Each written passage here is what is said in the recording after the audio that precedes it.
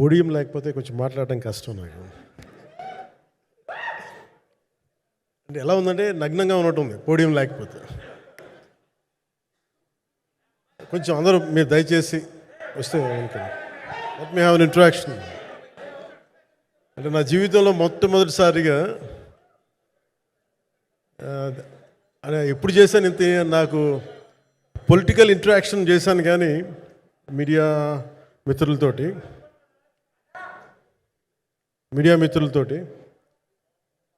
Cinema పరంగా నేను ఎప్పుడు ఆలోచించలేదు, ఎప్పుడు నాకు చేయలేదు. ఫస్ట్ టైం మొదటిసారి నేను ఎప్పుడు కొంచెం మొహాట పడతాను మాట్లాడటానికి సినిమాకి సంబంధించినంత వరకు. ఇక్కడ సినిమాని ఎలా ప్రమోట్ చేసుకోవాలో నాకు తెలియదు. పని చేయడం తెలుసు తప్ప దీన్ని అంటే మనం ఇంత చేసామని చెప్పడం ఎప్పుడు నాకు కొంచెం ఎబ్బెట్టుగాను ఇబ్బందిగా ఉంటుంది. ఇంకా నేను చాలా యాక్సిడెంటల్ యాక్టర్ అండ్ ఇంకా గత్యంతరం లేక టెక్నీషియన్ అయిన వాడిని. నాకు నచ్చే సన్నివేశాలు, నచ్చే సినిమాలు చేసుకోవడానికి. ఆ పరిస్థితుల్లో ఇది నా మొదటి ఇంటరాక్షన్. ఇది నా పర్లేదు కూర్చోండి.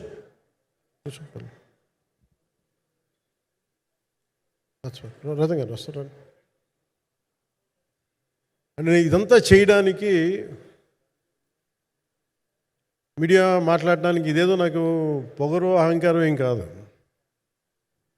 సినిమా గురించి నాకు చెప్పుకోవడం ఎబ్బెట్టుకోవడం, ఏం మాట్లాడాలో తెలియక చెప్తే ఎక్కువైపోద్దా చెప్తే తక్కువ అయిపోద్దా అని. కానీ ఈ పర్టికులర్ ప్రెస్ మీట్ ఎందుకు పెట్టానంటే ఏం రత్నం గారి కోసం పెట్టాను. అంటే సినిమా బతకాలి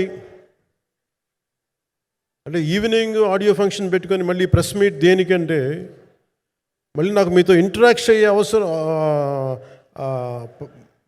ఫంక్షన్ తర్వాత ఉండకపోవచ్చేమో అని చెప్పేసి అదొకటి మేజర్ ఒక ఇది కన్సర్న్. అదొకటి. అంటే రత్నం గారు అంటే ఈవినింగ్ చెప్దాం అనుకున్నా, బట్ స్టిల్ ఇప్పుడే చెప్పేస్తున్నాను ఈ మాట. త్రివిక్రమ్ గారు రాసిన ఒక డైలాగు అజ్ఞాతవాసిలో, ఒక చిన్నపాటి సౌకర్యం కోసం, ఇక్కడ మీరు కూర్చున్న ఒక చిన్నపాటి కుర్చీ కోసం ఒక యుద్ధమే చేయాల్సి వస్తుంది. అలాంటిది ఒక సినిమాని చేయడం అంటే ఎన్నిసార్లు మినీ యుద్ధాలు చేయాలి. ఆర్థికంగా కావచ్చు, క్రియేటివ్గా కావచ్చు, వీటన్నిటికీ సంబంధించి. అలాంటిది నేను ఎప్పుడు కూడా సినిమాల్లోకి రాకముందు ఏం రత్నం గారు లాంటి వ్యక్తి నా ప్రొడ్యూసర్ అయితే బాగుండు అనుకున్నాను. భారతదేశానికి పాన్ ఇండియా సినిమాని, ముఖ్యంగా రీజనల్ సినిమాని జాతీయ స్థాయిలో తీసుకెళ్ళిన వ్యక్తి ఆయన. తమిళ సినిమాని చాలా ఛాలెంజింగ్ తెలుగులో డబ్ చేసి దాన్ని స్ట్రైట్ సినిమాలతో సమానంగా ఆడేంత సత్తా చూపించిన వ్యక్తి. Film industry creative ability, creative potentiality పెంచిన వ్యక్తి. ఈ సినిమా చాలా ఒడిదుడుకులు ఎదుర్కొంది. 2 కరోనా పరిస్థితులు ఎదుర్కొంది. అన్నిటికీ మధ్యలో సినిమా మన క్రియేటివ్గా కొంత ఇబ్బంది ఎదుర్కొంది. అల్టిమేట్ ఆబ్జెక్టివ్ సినిమా బాగా రావాలని, నేను ఎప్పుడేం చేసినా సినిమా బాగా రావాలి అనుకుంటాను. ఈ సినిమా ప్రత్యేకించి ఆయన తపన చూసి నేను ముఖ్యంగా పొలిటికల్ ప్రాసెస్కి వెళ్ళిపోయిన తర్వాత, పాలిటిక్స్కి వెళ్ళిపోయిన తర్వాత, డైరెక్షన్ అని వీటికి దూరమై క్రియేటివ్ పార్టీకి దూరం అయిపోయిన తర్వాత, పాలిటిక్స్ నా ప్రైమరీ ఫోకస్ అయిపోయిన తర్వాత మళ్ళీ దృష్టి పెట్టి సినిమా కావాలి మీరు చెయ్యాలని చెప్పి నా దగ్గరికి వచ్చి కోరుకున్నప్పుడు నేను ఎంత బెస్ట్ ఇవ్వగలను ఆ సినిమాకి అంత ఇచ్చాను. నేను అంటే నా బెస్ట్ ఇచ్చాను. అంటే నేను అంటే అన్నిటికంటే కూడా నేను ఇవ్వలేనిది టైం ఇవ్వలేను నేను. కానీ అలాంటి పరిస్థితుల్లో ఒక క్లైమాక్స్కి దాదాపు 57 రోజులు షూట్ చేయాల్సి వచ్చింది. మండు టెండ బాగా, ఇట్స్ కైండ్ ఆఫ్ ఒక మిడ్ మే అంటే చాలా పిచ్చి ఎండ అన్నమాట. అలాంటి ఎండల్లో నాకు చాలా కాలం తర్వాత నాకు మార్షల్ ఆర్ట్స్, నేను ఎప్పుడో నేర్చుకున్న మార్షల్ ఆర్ట్స్, ఒక ఎస్క్రీమా కానీ, ఊషు కానీ, నేను నేర్చుకున్న సెల్ఫ్ డిఫెన్స్ టెక్నిక్స్ కానీ, యుఎస్లో నేను ఒక వర్క్షాప్ చేసిన జీత్ కండు ఇవి కానీ ఇవన్నీ ఈ సినిమాకి నాకు పనికి వచ్చినాయి. నాకు ఇవన్నీ వీళ్ళతో డిఫరెంట్ కొరియోగ్రాఫర్స్తో కూర్చొని ప్రత్యేకించి క్లైమాక్స్ పార్ట్ ఇది అందరికీ ఇన్స్పైర్ చేసింది. అంటే మన స్థూలంగా చెప్పాలి అంటే, ఒక క్లుప్తంగా చెప్పాలి అంటే, ఈ సినిమాకి ఇదే ఆయువు పట్టింది. ఈ ఫస్ట్ పార్ట్కి ఎక్కడో కొల్లూరు నుంచి మన కృష్ణానది తీరం కొల్లూరు, విజయవాడ సమీపంలో ఉన్న కొల్లూరు ప్రాంతం నుంచి దొరికిన ఒక కోహినూరు వజ్రం నుంచి అది ఎటు మన గోల్కొండ రాజుల దాకా వచ్చింది, మన హైదరాబాద్ సుల్తాన్ల దాకా ఎలా వచ్చింది, దీని ట్రావెల్ ఇటు వెళ్ళింది. ఇవన్నీ జరిగినప్పుడు దీని నేపథ్యంలో జరిగే కథ ఇది. ముఖ్యంగా ఈ ఫౌండేషనల్ వర్క్ చేసిన వ్యక్తి క్రిష్ జాగర్లమూడి గారు చాలా హై కాన్సెప్ట్తో పట్టుకొచ్చారు దీన్ని. ఆయనను రత్నం గారు నా దగ్గరికి వచ్చినప్పుడు చాలా బాగా నచ్చి వెంటనే చేశాను. చేసిన తర్వాత ఒక్కొక్కటి కరోనా నిజంగా ఇంపాక్ట్ వచ్చింది. అంటే ఎలా ఉండదంటే, ఎంత హార్డ్గా ఉండదంటే ఇండస్ట్రీ, అది ఎవరిని తప్పుపట్టలేము. ఒకప్పుడు ఆయన వెంట చుట్టిన నిర్మాతలు, ఆయన వెంట తిరిగిన డిస్ట్రిబ్యూటర్స్, హీరోస్ అందరికి అలాంటి వాళ్ళకి ఒక నిర్మాతగా ఆయన తపన పడుతుంటే నాకు అంటే ఆయన కోసం ఖుషి తీస్తున్నప్పుడు కానీ ఆయనతోటి ఎంత సౌకర్యం ఇచ్చారంటే, అసలు మాకు 1 month ముందు ప్రీ ప్రొడక్షన్ అయిపోయి నాకు అంత సౌకర్యాన్ని ఇచ్చారు. నేను కంపోజ్ చేసిన యాక్షన్ సీక్వెన్సెస్ కానీ ఫైట్స్ కానీ ఖుషీకి నాకు ఆల్రెడీ ఒక 1 month 1.5 month థియేటర్ నాకు ఇచ్చేసి, మన సురేష్ ఎఫెక్ట్స్ థియేటర్ మొత్తం ఇచ్చి నాకు అంత లగ్జరీ ఇచ్చిన వ్యక్తి ఆయన నలిగిపోతుంటే నాకు నిజంగా చాలా బాధేస్తుంది. ఒకసారి it is not about money, it's not about success, it's about standing by whom you trust, who stood for the people and who stood for the industry. నాకు ఎందుకు ఇది మీతో పంచుకోవాలనిపించింది. సినిమా ఎంత విజయం ఇది నాకు నిజంగా తెలియదు, ఎందుకంటే నేను ఇట్లా అనుకోవచ్చు ఇంకోలా, కానీ ఒక్కటి మటుకు చాలా సిన్సియర్గా చెప్పగలను. Krish came out with very good concept, చాలా హై కాన్సెప్ట్ పట్టుకొచ్చారు. కొంత వ్యక్తిగత కారణాలు, కొన్ని ప్రొఫెషనల్ కారణాలు ఆయన ప్రాజెక్టుకి బయటికి వెళ్ళినా కానీ దీన్ని ఫౌండేషనల్ వర్క్ చేసిన క్రిష్ గారికి మనస్ఫూర్తిగా నా హృదయపూర్వక ధన్యవాదాలు తెలియజేస్తాను మా అందరి తరఫున.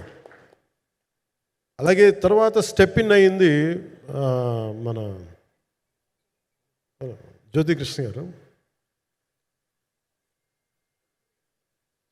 నేను ఖుషి సినిమా చేస్తున్నప్పుడు అప్పుడే లండన్ ఈ ఫిల్మ్ మేకింగ్ కోర్స్ చేసి మన డైరెక్షన్లో ఇన్స్టిట్యూట్ అంతేనా డైరెక్షన్ ఫిల్మ్ మేకింగ్ కోర్స్ చేసి అప్పుడు గ్రాడ్యుయేట్ అయ్యి వచ్చి అప్పటి నుంచి ఉన్నప్పుడు బట్ యాక్చువల్ తనతో మాట్లాడుతుంటే మోస్ట్ సెన్సిబుల్ డైరెక్టర్ అనిపించారు. ఈ ఒక టైంలో ఏమనిపించిందంటే, బయట ఉన్న మాటలు కానీ అసలు సినిమా వస్తుందా లేదా బయటికి అని ఉండేది.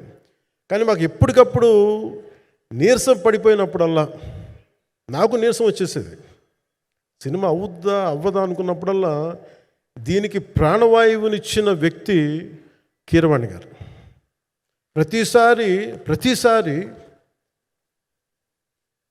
నేను వర్క్ చేసి నేను ఎందుకంటే సినిమా చివరిదాకా నేను నమ్మను. ఎప్పుడు నేను ఒక సినిమాని నేనేం నమ్ముతాను, చిన్నప్పటి నుంచి వెరీ ఫార్మేటివ్ ఇయర్స్లో నుంచి కూడా ఒక మంచి సినిమా గురించి నువ్వు మాట్లాడక్కర్లా, రిలీజ్ అయితే బాగలేకపోతే ఎలాగ మాట్లాడక్కర్లా.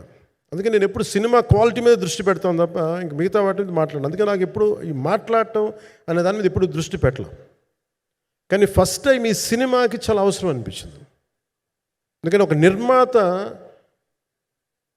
నిర్మాతలు కనుమరుగవుతున్న ఈ సమయంలో ఒక బలమైన సినిమా తీసి ఒడిదుడుకుల్ని తట్టుకోగలిగి ఒక నిర్మాత కనుమరుగవ్వకూడదు. ఆయన పక్కన ఏది ఉండాలని అండగా ఉండాలని చెప్పేసి నేను అన్నీ వదిలి, ఇంత బిజీ షెడ్యూల్స్ అన్నీ వదిలేసి, ఒకవైపు నన్ను నా ప్రత్యర్థులు తిడుతున్నా కానీ, సినిమాలకు వెళ్ళిపోయిన తిడుతున్నా కానీ, ఇదేంటంటే నాకు అన్నం పెట్టింది ఇది నాకు నా సినిమా పరిశ్రమ. అంటే ఇక్కడున్న మిత్రులందరూ కూడా చాలామందికి నేను ఇండివిజువల్ ఇంటర్వ్యూస్ ఇచ్చాను. నేను చాలాసార్లు నాగేంద్ర కానీ మీరు కానీ చాలామందికి, వీళ్ళందరూ చాలామందికి నేను వ్యక్తిగతంగా తెలుసు. కాకపోతే నాకంటే సినిమా అంటే నేను సినిమా గురించి ఎక్కువ చెప్పలేక ఎక్కువ మాట్లాడలేను. కానీ బట్ నాకు నిజంగా సినిమా మీద అపారమైన గౌరవం, సినిమా మీద అపారమైన ఆసక్తి, నాకు ప్రాణవాయువు అది. Story telling is a necessity for all each and every individual. So cinema అది మనకి కల్పిస్తుంది, సినిమా మనకి అలాంటి. కానీ ఈ సినిమా ప్రత్యేకించి చాలా ఛాలెంజింగ్ సర్కమ్స్టాన్సెస్లో, చాలా ఒడిదుడుకుల్లో, యాడ్వర్స్ కండిషన్స్లో కూడా మనస్ఫూర్తిగా దీన్ని ముందుకు తీసుకెళ్ళి, ఆర్థిక ఇబ్బందులు ఎన్ని వచ్చినా కానీ, అంటే నాకు పొలిటికల్గా పేరు ఉండొచ్చు, దేశవ్యాప్తంగా నేను తెలిసి ఉండొచ్చేమో, కానీ సినిమా పరంగా వచ్చేటప్పుడు నేను చాలా హీరోస్తో కంపేర్ చేస్తే వెరీ వాళ్ళందరికంటే చాలా తక్కువ నేను. సో దానికి ఉండే ఇబ్బందులు దానికి ఉంటాయి. మిగతా వాళ్ళకి బిజినెస్ అయినందుకు నాకు బిజినెస్ అవ్వదు, వాళ్ళకి వచ్చినందుకు నాకు రాకపోవచ్చు. ఎందుకంటే నా దృష్టి, నా కాంపిటేటివ్నెస్ ఎప్పుడు నేను సినిమాల మీద పెట్టలేదు. నేను ఇప్పుడు సొసైటీ పొలిటికల్ ప్రాసెస్ పెట్టాను, కానీ ఎప్పుడు సినిమా మీద నేను ఎంత ఉండాలనేది నేను ఎప్పుడు పెట్టలేదు. నేను ఎప్పుడు చాలాసార్లు మన నాగేంద్ర కానీ మిగతా మన సూపర్ హిట్ మన కీర్తిశేషులు బిఆర్ రాజు గారు చనిపోయారు, ఆయనకి ఇంటర్వ్యూస్లో కూడా ఉంటుంది. ఈ చిత్ర పరిశ్రమ చాలామంది హీరోస్ ఉంటారు, వాళ్ళలో నేను వన్ ఆఫ్ ది హీరో అంతే. నాది ఒక సంవత్సరంలో ఒక ఫ్రైడే, ఒక థర్స్డే రిలీజ్ అవుతుంది అంతే, అంతకుమించి తప్ప ఇది అందరి పరిశ్రమ, అందరూ రావాలి అలాంటిది నేను కోరుకునేవాడిని నేను. సో దాంట్లో భాగంగా రత్నం గారు లాంటి నిర్మాత బతికుండాలి, రత్నం గారి నిర్మాతకి ఇబ్బందులు కలగకూడదని చెప్పి లాస్ట్ మినిట్లో ఇంక చూసిన తర్వాత I stepped in to it. నేను భుజాల మీదకి తీసుకున్నాను ఇది, క్లైమాక్స్ని ఎలా భుజాల మీదకి, అంటే ఎందుకంటే ముఖ్యంగా ఇక్కడ ఇది ఇంకొక బలమైన స్టార్ కాస్టింగ్ చాలా బాగా చేశారు ఆయన. ముఖ్యంగా బాబీ డియోల్ గారిని అంటే ఈరోజు చూస్తుంటే నాకు అదే అనిపించింది. ఈరోజు మన ప్రెస్ మీట్ కూడా నేను వచ్చాను. అందరూ ఎంత బిజీగా ఉన్నారని కొన్ని రాత్రుల నుంచి నిద్రలేదు. మన మనోజ్ పరమహంస గారికి కానీ, రత్నం గారికి కానీ, జ్యోతి గారికి కానీ, పాపం ఈ సినిమా ప్రమోషన్ సింగిల్ హ్యాండెడ్గా పాపం నిధి అగర్వాల్ భుజాల మీద వేసుకొని నాకే బాధ అనిపించింది. పాపం ఒక అమ్మాయి తన కెరీర్ తను చూసుకోవాల్సిన అమ్మాయి కూర్చోబెట్టి నాకే సిగ్గు అనిపించింది. I had truly appreciate you. అంటే చాలా పాపం అన్నీ వెళ్తూ ఉంటే నాకు ఇదేంటి సినిమాని అనాథలా వదిలేశారంటే అనిపించింది. సో నాకేమనిపించింది, ఈ సినిమాకి ఎవరు అనాథలా వదలలేదు, నేను ఉన్నానని చెప్పడానికి వచ్చాను ఈ రోజున.